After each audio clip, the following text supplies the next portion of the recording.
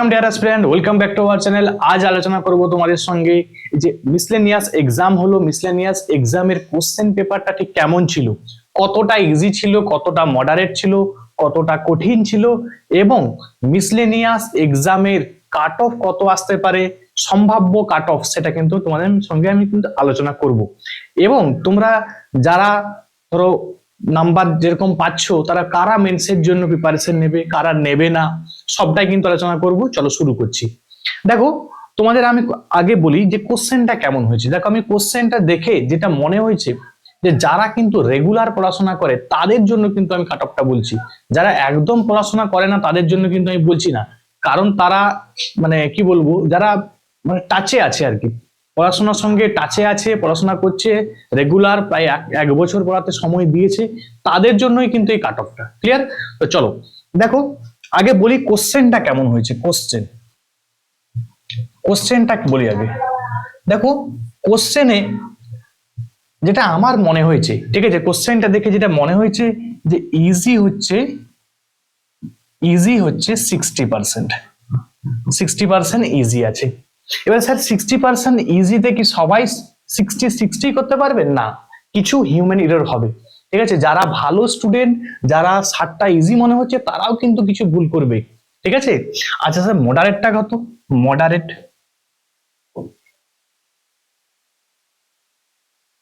Moderate হয়েছে 25%। ঠিক আছে, 25%। এবং কঠিন টাফ কোশ্চেন কিন্তু এসেছে 15%, 15%।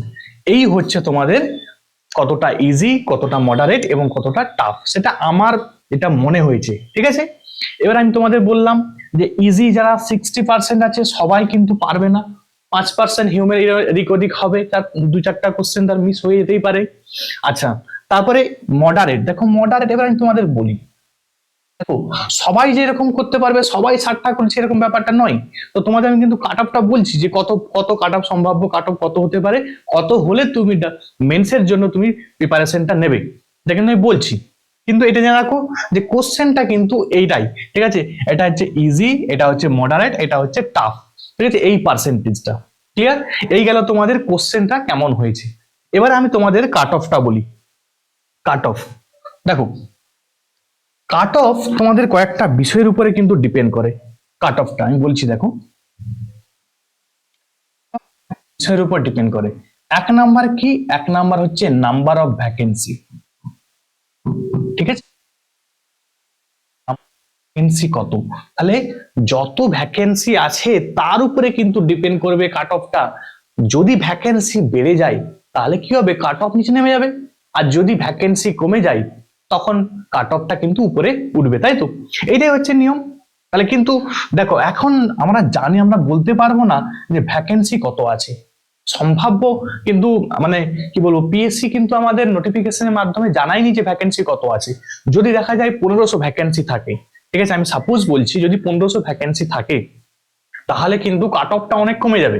ঠিক আছে, আর যদি ভ্যাকেন্সিটা তোমার 500 থাকে তখন কিন্তু কাট অফটা অনেকটা বেড়ে যাবে। ঠিক আছে, এইটা গেল এক নাম্বার কথা, নাম্বার অফ ভ্যাকেন্সি। দ্বিতীয় নাম্বার কি? দ্বিতীয় নাম্বার হচ্ছে না কোশ্চেনটা কেমন হয়েছে। ঠিক আছে, কোশ্চেনের প্যাটার্নটা কি, কোশ্চেনের প্যাটার্ন। ঠিক আছে, কোশ্চেনের প্যাটার্ন। ঠিক আছে, তাহলে কোশ্চেনটা কেমন হয়েছে তার উপরেও কিন্তু ডিপেন্ড করে কাট অফটা। ঠিক আছে, কোশ্চেনের প্যাটার্নের উপরেও কিন্তু অনেকটা ডিপেন্ড করে। আর 3 নাম্বার যেটা হচ্ছে সেটা হচ্ছে তোমাদের যে কেমন পরীক্ষার্থীরা পরীক্ষাটা দিচ্ছে। ঠিক আছে, যারা মানে কি বলবো পরীক্ষার্থী, ঠিক আছে, পরীক্ষার্থীর উপরেও কিন্তু অনেকটা ডিপেন্ড করে। ঠিক আছে, পরীক্ষার্থী কেমন পরীক্ষার্থীরা পরীক্ষা দিচ্ছে তার উপরে কিন্তু ডিপেন্ড করে। এবার আমি বলি, এই পরীক্ষার্থীর মধ্যে কে কে আছে। এর মধ্যে কিন্তু ডাব্লিউবিসিএস, যেহেতু এটা অফিসার লেভেলের চাকরি, তারা ডাব্লিউবিসিএস যারা রেগুলার দেয় তারাও কিন্তু এক্সামটা দিচ্ছে। এবং সেন্ট্রালে যারা এক্সাম দেয়, দেখবে সেন্ট্রালের, ঠিক আছে, সেন্ট্রাল লেভেলে যারা সিজিএল টিজিএল দেয় বা এসএসসি দেয় তারাও কিন্তু এক্সামটা দিচ্ছে। এবং কারা দিচ্ছে? যারা ডাব্লিউবিপি, ঠিক আছে, ওয়েস্ট বেঙ্গল পুলিশ দেয়। ঠিক আছে, তারা এই কিন্তু এই ক্যাটাগরির স্টুডেন্টরা কিন্তু পরীক্ষাটা দিচ্ছে। ঠিক আছে, তাহলে এই ক্যাটাগরির স্টুডেন্ট এক্সাম গুলো দিচ্ছে। তার মধ্যে দেখবে, মনে রাখবে, কিছু কিন্তু WBCS এর যারা একদম বারবার মেন্স দিচ্ছে, ঠিক আছে, তারা কিন্তু অলরেডি এখানে এগিয়ে আছে। এরপরে কিন্তু বাকি যে দেখবে হয়তো দেখা গেল যে প্রায় 3000 4000 কিন্তু এই WBCS এ যারা একদম মেন দেয় ওখান থেকে কিন্তু হয়ে গেল। যদি 5000 সাপোজ ডাকে, ঠিক আছে, 5000 এর মধ্যে কিন্তু WBCS এ যারা মেন স্টেন্স দেয় সেখান থেকে কিন্তু 3000 হয়ে গেল, বাকি থাকলো 2000 বা 1000 থাকলো। সেই 1000 এর মধ্যে কিন্তু কম্পিটিশনটা হবে, ঠিক আছে। তো যেটা আমার মনে হচ্ছে এবার এই বছরের যে কাট অফটা হতে পারে, যেটা হতে পারে আমার যেটা মনে হচ্ছে আর কি, যে 120 +-5, ঠিক আছে, 120 +-5, আবারও বলছি 120 +-5 যদি, এবং দেখো আমি বললাম যদি দেখা যায় যে তোমার ভ্যাকেন্সি বেড়ে গেছে তখন দেখবে তোমার 5 কাট অফ কমে যাবে, আর যদি ভ্যাকেন্সি তোমার কমে তখন কিন্তু কাট অফটা বেড়ে যাবে, ঠিক আছে। এই গেল তোমাদের কাট অফ, ঠিক আছে। কাট অফ কিন্তু বলে রাখছি 100। দেখো এবারে যারা অনেকে ভাবছে স্যার আমার তো নাম্বার 115 আছে, তাহলে আমি কি মেন্সের জন্য প্রিপারেশন নেব না? না, তোমার যার 115 আছে সেও কিন্তু মেন্সের জন্য প্রিপারেশন নাও, ঠিক আছে। কেন নাও আমি বলে রাখছি, কারণ তোমার এই 115 যে পাচ্ছে সে কিন্তু যদি মেন্সের জন্য প্রিপারেশন নেই, তার কিন্তু দেখো ক্লার্কশিপ আছে, রিসেন্ট ক্লার্কশিপ হবে, WBCS এর মেন্স হবে, ওয়েস্ট বেঙ্গল পুলিশের যে SI সেখানেও কিন্তু সে কাজে লাগাতে পারবে। তাহলে যার 115 হচ্ছে তাকে আমি বলবো 115 সেও কিন্তু মেনের জন্য প্রিপারেশন নাও, ঠিক আছে, মেন এক্সামের জন্য প্রিপারেশন নাও। তোমাদের বারবার বলে রাখছি, মানে কিন্তু তখন তুমি পাস করে যাবে, তখন তুমি মেন্সের জন্য প্রিপারেশন নিতে, তখন হয়তো তোমার তাড়াহুড়াতে আর অতটা ভালো পরীক্ষা হবে না, ঠিক আছে। ওই জন্য বলছি যাদের 115 আছে, দেখো তোমার এদিক ওদিক শুনে লাভ নেই, কেউ বলবে 156টা করেছি 156 পাবো, কেউ বলবে 150 পাবো, তাদের কথা ছেড়ে দাও, ঠিক আছে। আমি তোমাকে বললাম কি কাট অফ WBCS এ অনেক সময় মনে হয়েছিল যে 115 120 কাট অফ হতে পারে, কিন্তু এই বছরেই বলো কাট অফটা কেমন হয়েছিল WBCS, ঠিক আছে। তাহলে WBCS এও দেখো কাট অফ কিন্তু আমরা যেটা কল্পনা করি তার থেকে অনেক নিচে এসে গেছে। সুতরাং তোমাদের বলবো যারা বলছে 180 পাবো 170 পাবো তাদের কথাই কিন্তু কর্ণপাত করবে না, দেখবে যখন সে উত্তর মিলাবে দুধ কা দুধ পানি কা পানি হয়ে যাবে, ঠিক আছে। ওই জন্য তোমাকে বলবো যে ঘাবড়িয়ে যাবে না, যারা 120 +-5 আছো তো তারা সবাই কিন্তু মেনের জন্য প্রিপারেশন নাও। আর যাদের খারাপ হয়েছে তারা কি করবে তাদের জন্য বলি, দেখো তোমাদের একটা কথা আমি বলি, যে যেটা হয়ে গেছে ছেড়ে দাও, ঠিক আছে। তুমি তো সেটাকে চেঞ্জ করতে পারবে না, সেটা তোমার হাতে তো নেই। এবারে তুমি যেটা করবে তোমার নেক্সট টার্গেট নাও। বারবার তোমাদের একটা কথা আমি বলি, ঠিক আছে, যে টার্গেট যদি তুমি এখন থেকে না সেট করো, তোমার গোল যদি তুমি সেট না করো, টার্গেট যদি তুমি সেট না করো, তখন কিন্তু তুমি প্রিপারেশন 2 মাসে 3 মাসে তুমি কিছু করতে পারবে না, ঠিক আছে। অনেকে 2 মাস 3 মাসে ক্রাশ কোর্স লঞ্চ করে বলে বিশাল কিছু করিয়ে দেবো, তুমি 3 মাস ভর্তি হয়ে যাও তোমাকে চাকরি পাইয়ে দেবো, পসিবল নয়। যারা মানে 3 বছর 4 বছর এমনকি মানে কি বলবো, যারা বসে বসে প্রিপারেশন নিচ্ছে 2-3 বছর ধরে, তাদের সঙ্গে তুমি কম্পিটিশন আসতে পারবে? তা তোমাকে কি করতে হবে, প্রিপারেশন কিন্তু তোমাকে অ্যাডভান্স আগে থেকেই শুরু করতে হবে, ঠিক আছে। তোমাকে তোমার লিস্টে নাম আসতে হলে, মানে কি বলবো, ফাইনাল লিস্টে তোমাকে কিন্তু প্রিপারেশন আজ থেকেই শুরু করতে হবে, কালকে করবো এ কথা বললে কিন্তু হবে না, ঠিক আছে। দেখো কি কি আমি বললাম, টার্গেট সেট করে নাও, টার্গেট সেট করবে কি না, এখন থেকে তোমরা নিয়ে নাও ক্লার্কশিপ আছে রিসেন্ট,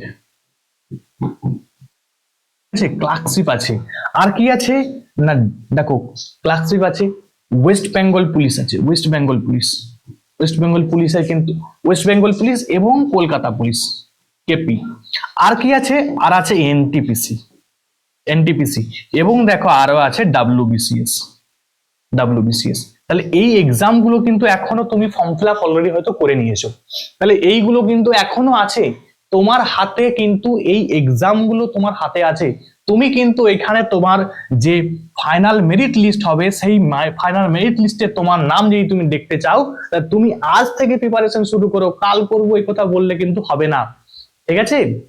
তোমরা এই টার্গেট সেট করো, আমি তোমাদের রেগুলার ক্লাস দেব প্রত্যেকটা সাবজেক্ট এবং প্রত্যেকটা চ্যাপ্টার ওয়াইজ, কিন্তু subject wise chapter wise class দেব যতটা পারি। দেখো আমি তোমাদের মিসলেনিয়াস এক্সামে, যারা হয়তো এক্সাম দিয়ে আসলে তারা অলরেডি জানো যে আমি যেগুলা করেছিলাম তার মধ্যে হয়তো এবং কি দেখো শুধু কোশ্চেন নয়, কোশ্চেন বলেছি এবং যে আলোচনা করেছি সেই আলোচনা থেকে দেখবে অনেকে হয়তো ভালো ফল পেয়েছি। ঠিক আছে, সেটা তোমরা আমাকে কমেন্টে জানাবে যে আমার কতটা কমন পেয়েছিলে আমার কাছ থেকে, তোমরা আমাকে কমেন্টে জানাবে। তো তোমাদের আমি কিন্তু খুব তাড়াতাড়ি, অনেকে অ্যান্সার কি চাইছিলে, আমি অ্যান্সার কিটা খুব তাড়াতাড়ি তোমাদেরকে দিয়ে দেবো। ঠিক আছে, আজ অথবা কালকে দেবো। আমি একটু ব্যস্ত ছিলাম যে কারণে তোমার দিতে পারিনি। তো তোমাদের একটাই কথা বলছি, এর পরের প্রিপারেশন কিন্তু শুরু করে দাও, প্রত্যেকে শুরু করে দাও। তোমাদের টার্গেট এগুলো আছে কিন্তু, সেটা কিন্তু তোমাদেরকে চাকরি কিন্তু পেতেই হবে। বেকারত্বের জ্বালাটা বিশাল জ্বালা। ঠিক আছে, বেকারত্বের জ্বালাটা কিন্তু তুমিই গুছাতে পারবে। তোমার যে ফ্যামিলির মুখে হাসি ফোটাতে কিন্তু তুমিই পারবে। ঠিক আছে, তো তোমাদের বলবো এই যে পরীক্ষাগুলো আছে, এখানে কিন্তু আরো কিছু আছে সেন্ট্রালের এক্সাম, সেগুলো কিন্তু আমি লিখিনি। ঠিক আছে, তো এইখানে এই ইম্পর্টেন্ট যেগুলো আছে সেগুলো কিন্তু মানে কি বলবো, সবার কিন্তু পাখির চোখ এই এক্সাম গুলো। ঠিক আছে, এসএসসি তো রেগুলার হয়, আমরা জানি এসএসসি তোমার সেন্ট্রালে যে এসএসসি হচ্ছে সেগুলো কিন্তু অনেকে আছে, অনেকে পরীক্ষা দাও তোমাদের মধ্যে। ঠিক আছে, কিন্তু এইগুলোকে বেস করে দেখো এনটিপিসি, ঠিক আছে, এটা কিন্তু রেলওয়ের খুব একটা ভালো জব।